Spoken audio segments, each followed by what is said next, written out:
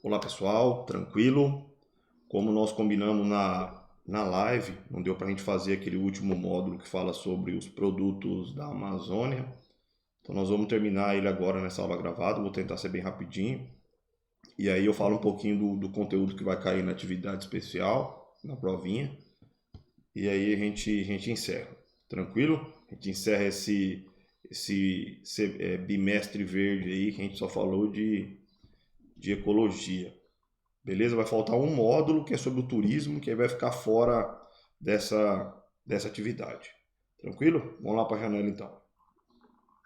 Pessoal, nós fomos até aqui, ó, Mata de Araucária na região sul. Nós falamos um pouquinho antes do Cerrado, lá na live. Terminamos aqui, não conseguimos terminar. Agora a gente vai falar um pouco dos produtos da Mata de Araucária na região sul do Brasil.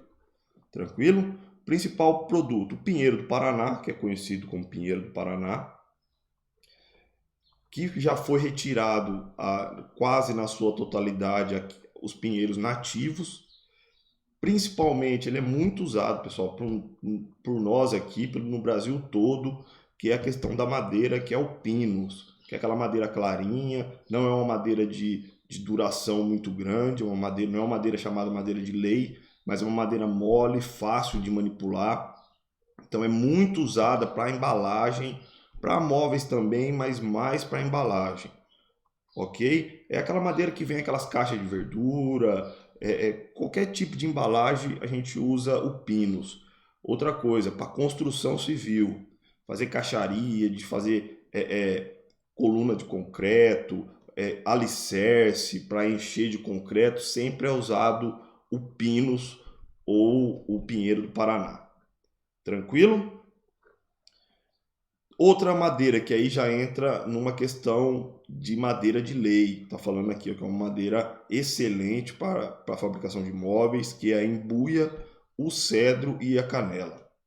Está falando aqui, ó, fabricação de móveis. Foi associado à exploração do pinheiro do Paraná e à devastação da Mata Araucária, ou seja, quando eles começaram a tirar o pinheiro, se tinha embuia, se tinha cedro, se tinha canela, retirava também, separava, é um valor maior esse tipo de madeira, e foi retirado junto também com a exploração do pinus ou do pinheiro do Paraná. Beleza? Foi devastado para quê? Para aquela questão, expansão das lavouras, expansão das pastagens, aquilo que nós já falamos. O terceiro produto aqui da região sul é a erva mate, conhecida, que vocês já sabem, com Ilex paraguariensis. Eu coloquei a música lá do Engenheiros lá na live para ver se eu chegava até aqui, mas não chegamos, mas tudo bem. É um produto, tá falando aqui, pessoal, produto típico do sul do país, presente também no Paraguai e na Argentina. Suas folhas têm sido utilizadas para infusão, chás e chimarrão. A nossa cultura, falando um pouco, a gente vê que não aparece aqui na apostila, que eles não ainda, é uma cultura ainda que conhece-se pouco e fala-se pouco, que é a questão do nosso tereré, que é esse mesmo produto aqui. Vocês sabem que o produto que é feito, o chimarrão, é a mesma erva, ou seja, a Ilex paraguariensis, também é usada para o tereré. Qual que é a diferença? A moagem. O chimarrão é moído mais fino, o produto, e o tereré é moído mais grosso. Mas o produto é o mesmo, a forma de secar é a mesma.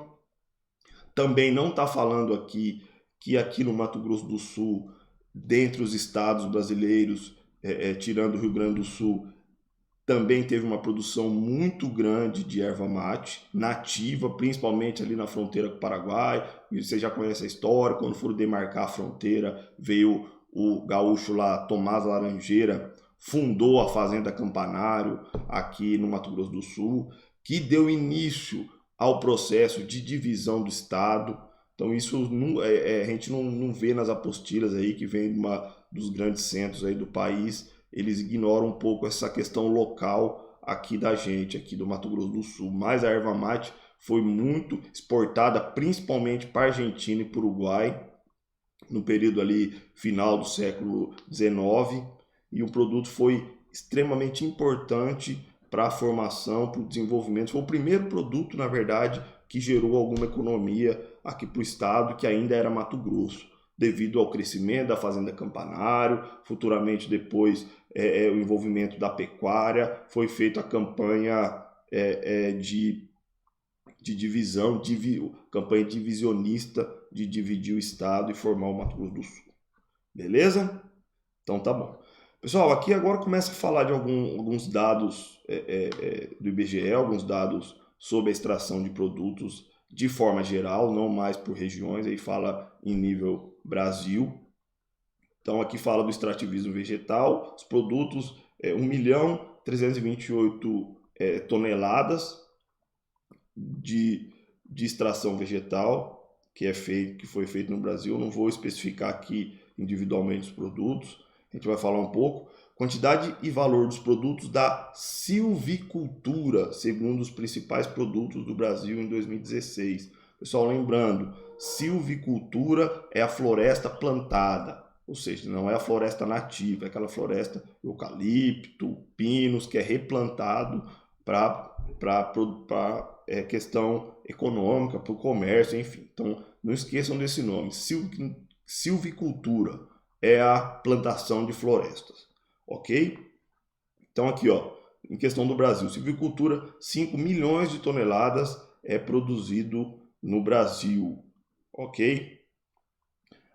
Em questão de madeira, para carvão vegetal, é uma boa parte, 4 milhões aí de toneladas, ok? Que é usado para lenha, enfim, para indústria, caldeiras, enfim.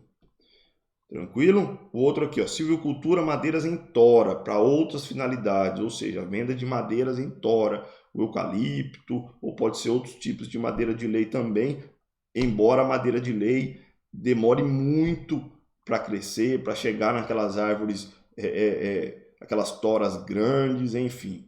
Isso é uma coisa muito, as árvores ali centenárias da Amazônia, que são as mais interessantes para a questão de fabricação de móveis, principalmente das madeiras de lei. Tá bom? O Paraná aqui, em madeira de tora, é o primeiro a fazer esse tipo de plantio de floresta, mas aqui o que puxa essa questão do Paraná é o eucalipto e o pinus, principalmente o pinus. Pessoal, fiz um comando aqui que travou aqui. Vamos aguardar um pouquinho, a gente vai conversando. Fiz um comando errado aqui que travou o PDF, mas já tá voltando aí, beleza. Tranquilo, pessoal? Deixa eu arrumar aqui. Silvicultura para madeira em tora, para papel e celulose. Então aqui fala da produção total no Paraná. O que puxa isso aqui é o pinus. E aqui a madeira em tora para papel e celulose, que também o Paraná está em primeiro, depois São Paulo e Bahia, os 3 primeiros estados aí que planta essas árvores para a produção de papel e celulose. Para carvão vegetal, Minas Gerais é o principal, também no processo de silvicultura, que é o plantio de florestas. Ok? Pessoal, a última região aqui que a gente vai falar é a Mata Atlântica, principalmente no Sudeste, que a Mata Atlântica é a região, como vocês sabem, nós já falamos disso, mais devastada pelo homem, que sofreu mais ação antrópica. Por quê? Além de ser de maior ocupação humana, foi aonde ali teve a primeira capital do Brasil, Rio de Janeiro, enfim, foi onde o colonizador explorou mais, ou seja, a gente tem mais tempo de exploração a questão da região Sudeste, principalmente da Mata Atlântica. Esse é um dos motivos também para a Mata Atlântica é o bioma mais explorado, que está com mais problemas de extinção de algumas espécies.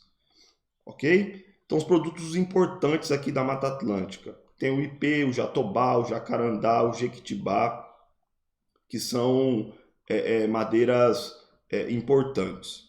O ipê, que também a gente tem aqui no Cerrado, mas aqui na Mata Atlântica também tem o ipê, que é uma madeira excelente para construção, para fabricação de móveis, enfim. Além das madeiras, pessoal, tem o palmito da Mata Atlântica, que é um produto muito importante, que já quase praticamente entrou em extinção só não entrou porque pesquisadores, os biólogos da USP fizeram um esforço aqui científico e reproduziram em laboratório mudas dessa planta, do palmito, e tentaram assim não reflorestar algumas partes, outras tentaram plantar, vender para questões comerciais, para empresas, para essas empresas produzirem o palmito. Então aqui, ó, reproduzir em laboratório mudas da planta que leva muitos anos para crescer e atingir 20 metros de altura e é destruída apenas para produzir um pequeno talo de 40 centímetros.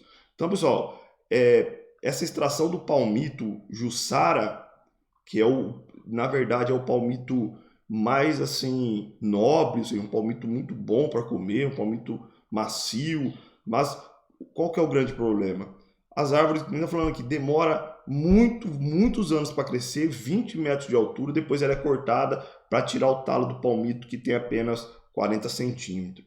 Então é uma extração muito predatória, na verdade, do palmito Jussara.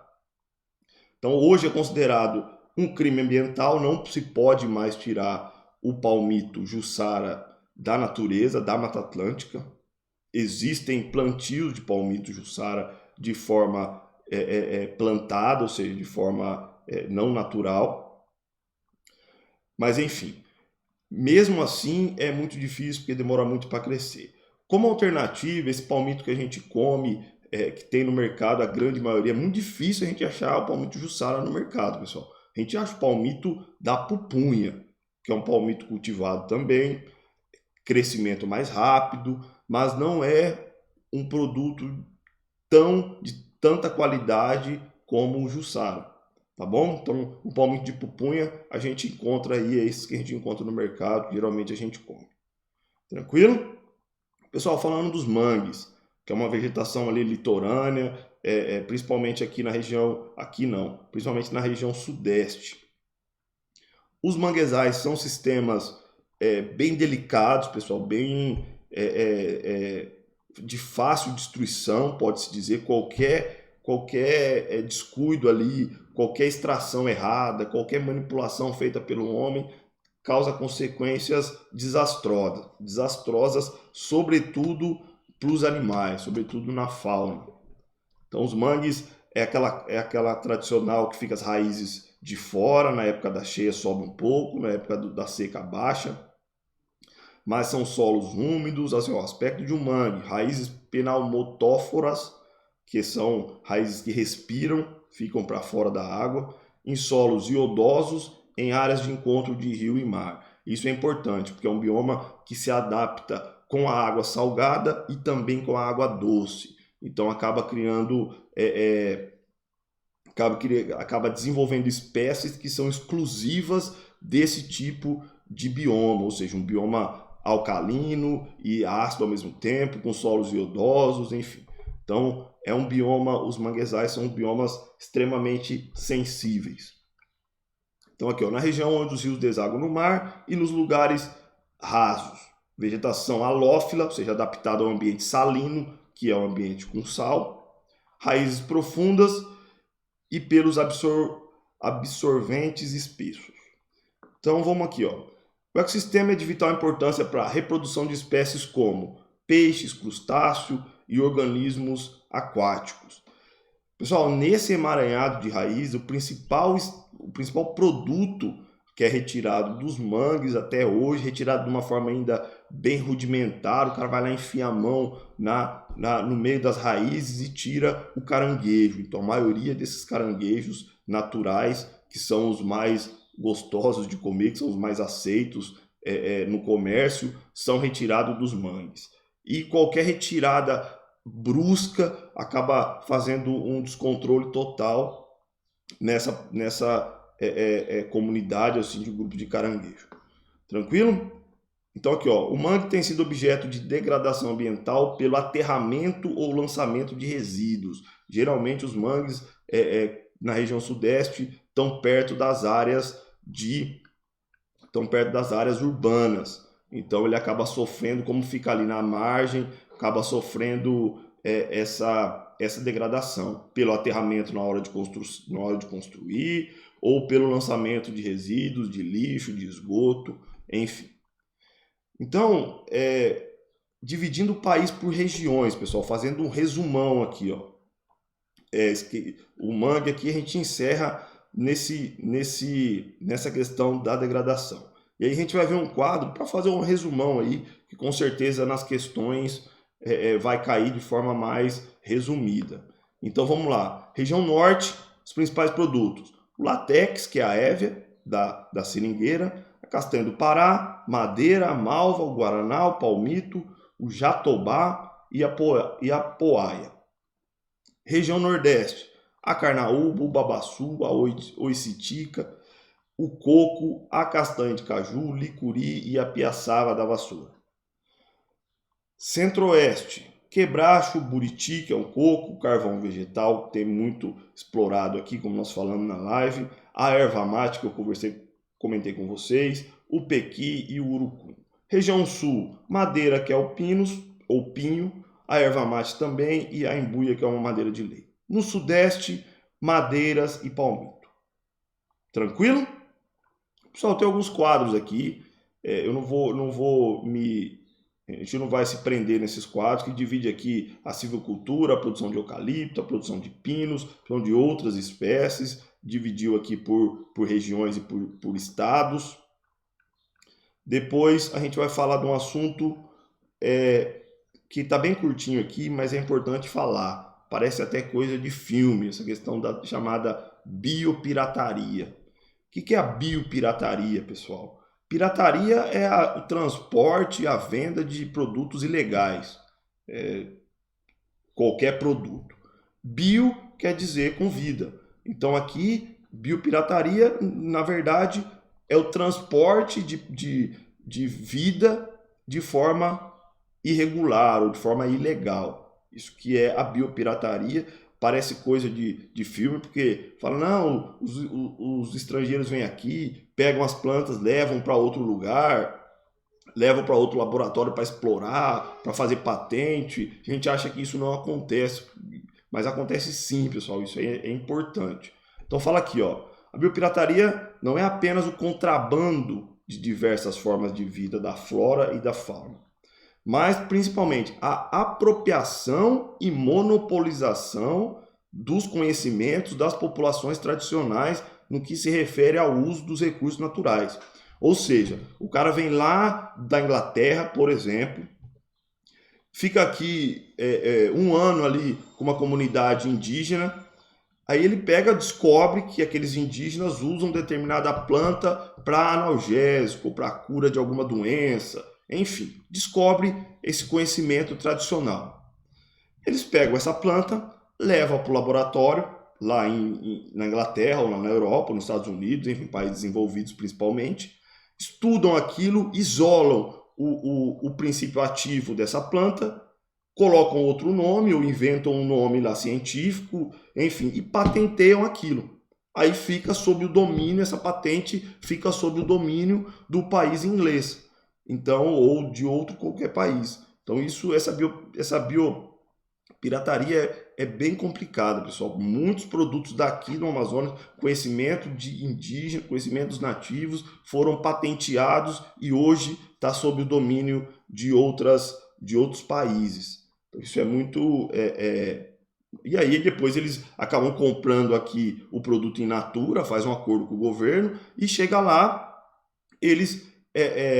isolam o produto, eles têm a patente. O Brasil, se for fazer igual, não pode, porque a patente já é de outro país.